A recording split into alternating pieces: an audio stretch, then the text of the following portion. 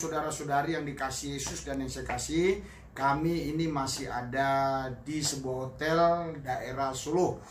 Tadi kami sudah ke pesantren Hidayatullah yang ada di Karanganyar, Solo, ya. Kami sudah interogasi, ternyata berita yang dikatakan gereja itu jadi pesantren itu semuanya hoak. Dan setelah sampai di hotel, saya mendapat video di mana saudara kita Ustadz Yaya Waloni mengklarifikasi berita-berita hoak yang disampaikan oleh orang-orang non-Kristen dan juga orang Kristen juga ikut-ikutan begitu loh. Ya, kadang orang Kristen juga ikut-ikutan berita hoak gitu loh.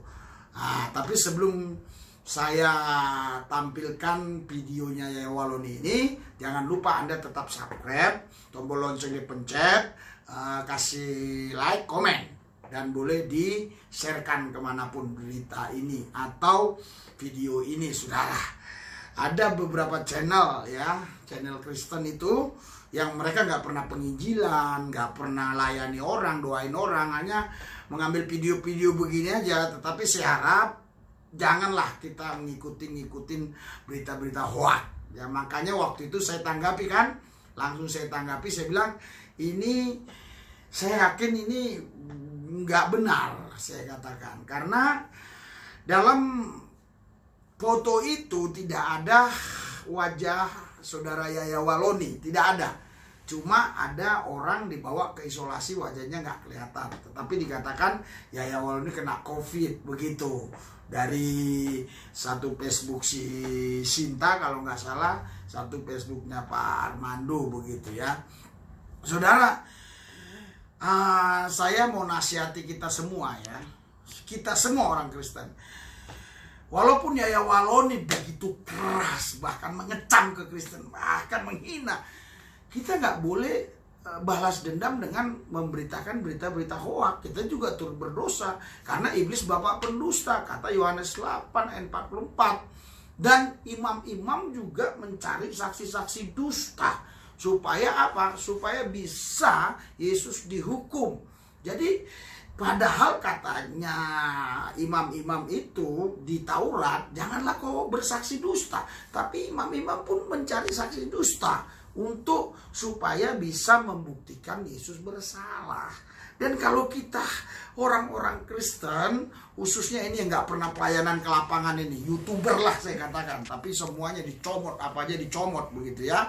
Kadang hal-hal rohani yang punya orang dicomot, kadang juga yang duniawi dicomot, semua dicomot. Yang penting ada konten. Saya harap ya, mari kita sampaikan berita yang benar. Saya nggak mencampuri masalah Anda mau pakai berita apa, tetapi tolonglah yang benar ya. Saya waktu itu udah bilang ya, ini saya bilang channel-channel ini sudah mulai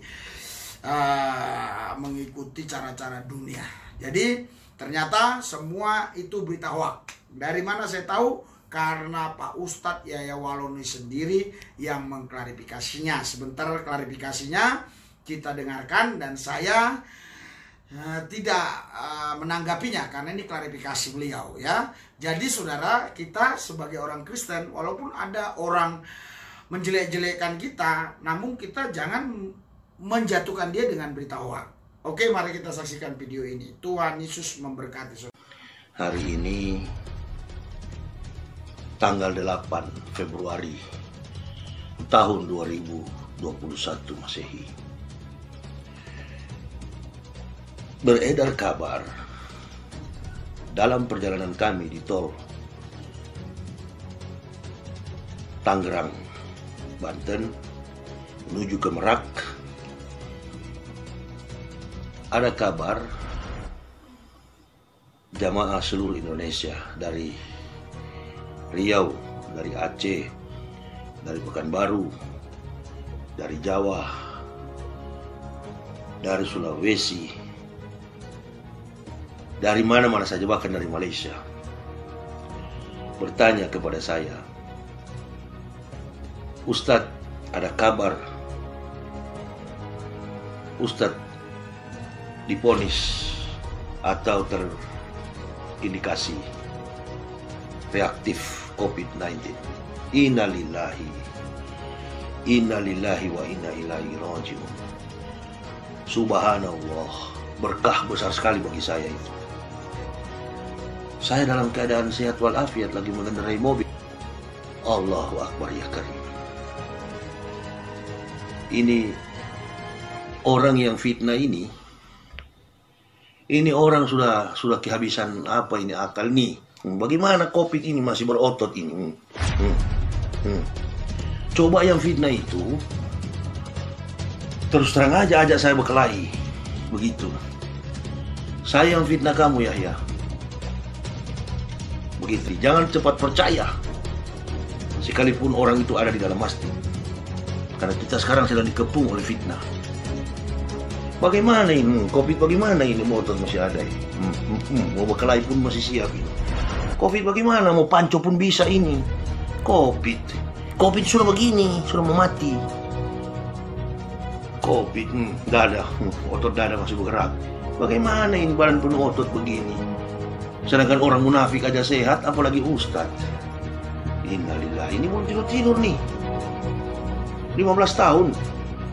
Nggak pernah tidur pulas, paling 2, 3, 4 jam. Ini sudah jam berapa ini? Saya rekam. Baru tiba di hotel 10 menit. Nggak percaya jemaah, jangan percaya. Nanti saya rekam video kami sekeluarga, perjalanan kami berdakwah sampai akhir Januari. Bahkan awal Februari pun ada. Dengan keliling oleh jurang dan lain sebagainya.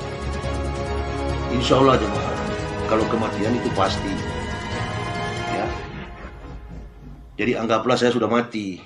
Begitu. Ini yang bicara ini, ya, bukan Yahya, bukan Ustadz. Ini yang bicara ini malaikat. Karena Ustadz Yahya Waloni itu sudah mati, sudah kena COVID kemarin tanggal 4. Supaya kamu puas PKI, supaya kamu puas komunis. Jangan fitnah-fitnah begitu. Kalau laki-laki jangan pakai fitnah. Jangan pakai fitnah. Ajak saya atau temui saya di masjid. Baru kau panggil saya. Kalau saya tidak senang ya, ayo kita fight. Itu baru laki-laki. Kalau pakai fitnah begini, kalian bodoh itu. Kayaknya malu kan? Saya masih tidak sakit.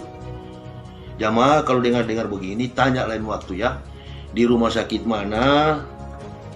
Kamar nomor berapa? Di ICU, VIP atau di mana? Tanya. Saya ini orang yang tidak pernah sakit. Saya sebenarnya mau bicara kasar, cuma saya masih tahan ini. Saya masih tahan. Ya, alhamdulillah. Atas doa seluruh jamaah, saya dalam keadaan sehat. Awas jamaah, hati-hati. Hati-hati. Musuh dalam selimut lebih bahaya daripada musuh yang nyata. Ini, ya. Maaf ya, munafik. Maaf ya kafir, saya masih sehat, alhamdulillah. Ya, saya masih sehat. Kalau antum mau kasih habis saya, cari di mana saya ceramah. Gitu. Dekati aja, secara gentleman boleh, dari belakang juga boleh. Sesungguhnya kematian itu yang kami cari. Nah, bukan kehidupan. Kalau kehidupan dunia ini ngapain saya capek-capek nggak tidur-tidur. Cuma kan kalau bunuh diri nggak boleh. Mati kalau kalian bunuh bagus. Tapi ingat baik-baik, sebelum kalian bunuh, saya juga bisa membunuh. Gitu ya. Jadi hati-hati. Kalau sudah turun perang begini, berarti segala peralatan tempur sudah siap, terutama iman kepada Allah. Sudahlah, percuma kalian memfitnah-fitnah begitu, nggak ada untungnya, ya. Dan saya rekam kapan saya berdendang supaya kalian terhibur. Kepada seluruh jamaah, inilah klarifikasi yang saya berikan, tabayun pada seluruh jamaah.